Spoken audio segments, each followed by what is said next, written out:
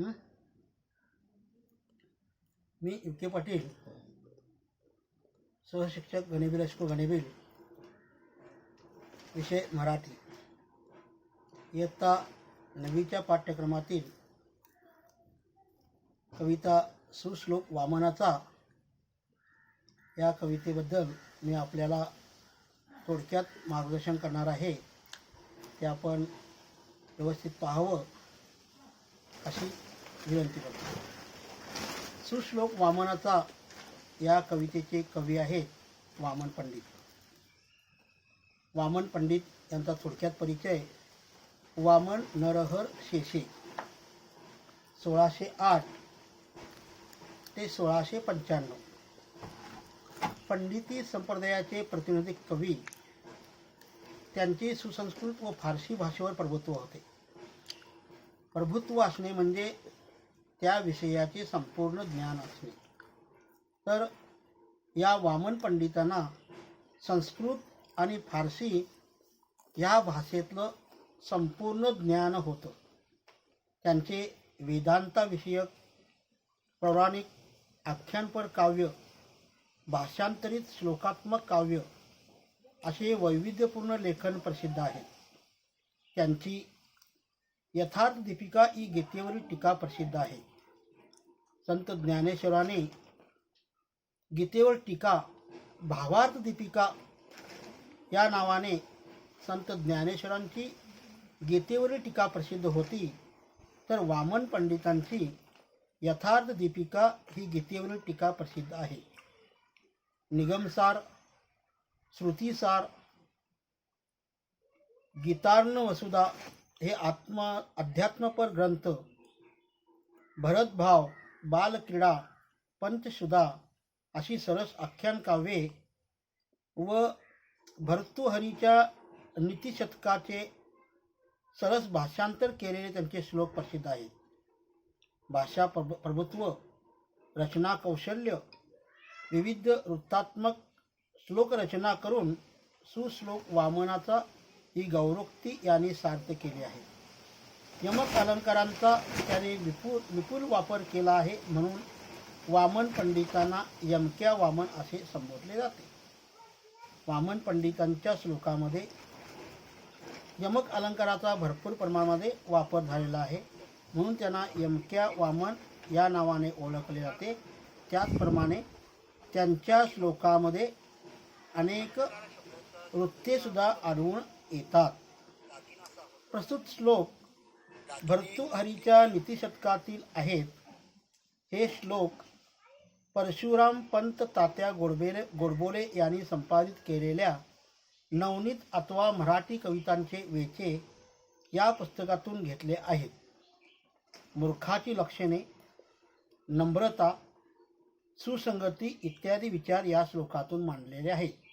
तर या वामन पंडितांच्या श्लोकामध्ये कोणते गुण? तर मूर्खाचं लक्षण, नम्रता आणि सुसंगती हे विचार त्यांच्या श्लोकांच्या मध्ये मांडलेले आहेत.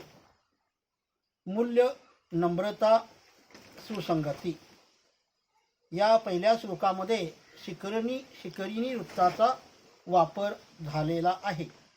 या श्लोकात मूर्खाचे लक्षण सांगितले आहे. पहिल्या श्लोकामध्ये मूर्खाचे लक्षण सांगितले आहे. तो श्लोक मी वाचतो पहा आणि त्यानंतर त्याचा अर्थ आपल्याला थोडक्यात सांगतो. बळाने काढू ये मनी मकर दाढेत दडला, महासिंधू लाटा तरण करू येई भुजबळा, महासर्पा तेही सम धरू ये निजशिरी, परंतु क्षुद्राचे हृदय धरेना क्षणभरी. अशा प्रकारे मगरीच्या दाढेत अडकलेला मणी आपण सामर्थ्यानिशी काढू शकतो. बळाने काढू ये मणी मकर दाढेत दडला म्हणजे मगरीच्या दाढेत अडकलेला मणी जो आहे तो आपल्या सामर्थ्यानिशी, आपल्या जितकी शक्ती जी आहे त्या शक्तीने तो मणी आम्ही काढू शकतो. बाहू सामर्थ्याने महासागराच्या लाटातून आपण पैलतीराला जाऊ शकतो. तिसरी गोष्ट, मोठ्या सापाला आपण फुलाप्रमाणे मस्तकावर एक एक वेळ धारण करू शकतो, परंतु आपण क्षणभरही मूर्ख माणसाच्या मनाची समजूत घालू शकत नाही. म्हणजेच मूर्ख माणसाच्या मनाची समजूत घालणे कठीण आहे. हेच मूर्खाचे लक्षण या श्लोकामध्ये वामन पंडितांनी सांगितलेलं आहे. कोणतीही अशक्य गोष्ट शक्य करता येते. मगरीच्या दाढेतील अडकलेला मणी काढता येतो. भाऊ सामर्थ्याने पैल तीराला जाता येतं. सापाच्या मस्तकावर एक वेळ मस्तकावर सापाला सुद्धा फुलाप्रमाणे आपण घेऊ शकतो, पण एखाद्या मूर्ख माणसाची समजूत काढू शकत नाही. इथं या श्लोकामध्ये वामन पंडितांनी सांगितलं आहे. दुसरा श्लोक जो आहे, या श्लोकात दुसऱ्या श्लोकात उपकार करणारी व्यक्ती संपत्ती खूप असतानाही नम्रपणे वागते, हा त्यांचा स्वभाव असतो हे सांगितले आहे. दुसऱ्यावर उपकार करणारी व्यक्ती संपत्ती खूप असतानाही नम्रपणे वागते, ते या श्लोकात सांगितलेलं आहे. वृक्ष फार लवती फल भारे, लोंबती जल घेऊन निरे, थोर गर्व न धरी विभवाचा, हा स्वभाव उपकार पराचा. तर या श्लोकामध्ये वामन पंडितांनी असे सांगितले आहे, झाडे फळाच्या ओझ्याने खाली वागतात, काळे ढग पाणी घेऊन खाली वागतात, थोर मनाचे लोक आपल्या जवळील संपत्तीचा गर्व करीत नाहीत, दुसऱ्यावर उपकार करणाऱ्या माणसांचा वैभव का जवळ असताना नम्रपणे वागणे हा स्वभाव असतो, हे या श्लोकात वामन पंडितांनी सांगितलेलं आहे. तिसरा श्लोक आहे, या श्लोकात अधम मध्यम व उत्तम स्वभावाच्या माणसांच्या संगतीत माणसावर कसे परिणाम होतात ते सांगितले आहे. अधम मध्यम व उत्तम, कमी मध्यम आणि उच्च या स्वभावाची माणसं जी असतात त्या माणसाच्या संगतीत माणसावर कसे परिणाम होतात ते सांगितलेलं आहे. या श्लोकामध्ये शार्दूल विक्रीडित हे वृत्त येतं. तोयाचे परी नावही नवरते संतप्त लोहांतरी, ते भासे नलिनी दलावरी, पहा सन्मुक्तिकाचे परी, ते स्वातिस्तव अब्धी शुक्ती फुटकी मोती घडे नेटके, जाना उत्तम मध्यमादम दशा संसर्ग योगे टिके. तर अशा प्रकारे या श्लोकात अधम मध्यम व उत्तम स्वभावाच्या माणसांचं संगतीत माणसावर कसे परिणाम होतात ते सांगितलेलं आहे. उदाहरणार्थ, तापलेल्या लोखंडावर पाण्याचा थेंब पडला असता तो शिल्लकही राहत नाही. तोयाचे परी नावही नवरते संतप्त लोहांतरी. त्याचप्रमाणे तोच पाण्याचा थेंब, ते भासे नलिनी दलावरी, पहा सन्मुक्तिकाचे परी. तोच पाण्याचा थेंब कमळाच्या पाकळीवर पडला असता तर सुंदर मोत्याप्रमाणे चमकतो. तोच पाण्याचा थेंब जर कमळाच्या पाकळीवर पडला असता तर सुंदर मोत्याप्रमाणे तो चमकतो. आणि तोच पाण्याचा थेंब स्वाती नक्षत्रामध्ये समुद्रातील शिंपल्यात पडला तर त्याचा सुंदर मोती बनतो. ते स्वातिस्तव अब्धी शुक्ती फुटकी मोती घडे नेटके. तोच थेंब स्वाती नक्षत्रामध्ये समुद्रातील शिंपल्यात पडला तर त्याचा सुंदर मोती बनतो. यावरून संगतीने अनुक्रमे अध्यम मध्यम उत्तम अवस्था प्राप्त होतात. अशा प्रकारे इथं अध्यम मध्यम उत्तम अवस्था प्राप्त केलेल्या आहेत. चौथा श्लोक आहे, या श्लोकात पैशासंबंधी विचार मांडला आहे. एक द्रव्य दान करणे, दुसरे पैशाचा उपभोग घेणे. या दोन्ही गोष्टी केल्या नाहीत तर पैशाचा नाश होतो असा विचार मांडला आहे. या श्लोकात पैशासंबंधीचे विचार म्हणजेच द्रव्य दान करणे, पैशाचा उपभोग घेणे, या दोन्ही गोष्टी जर केल्या नाहीत तर पैसाचा नाश होतो हे सांगितलेलं आहे. या श्लोकामध्ये वसंतिलका हे वृत्त आलेलं आहे. द्रव्यास हे गमन मार्ग यथावकाश, की दान भोग अथवा तिसरा विनाश. जो घे न भोग जरी पात्र करी न देही, त्याच्या धन्यास मग केवळ नाश पाही. अशा प्रकारे पैशाचा उपभोग केला नाही तर किंवा पैसा दान केला नाही तर त्याचा नाश होतो हे सांगताना या श्लोकाची निर्मिती झालेली आहे.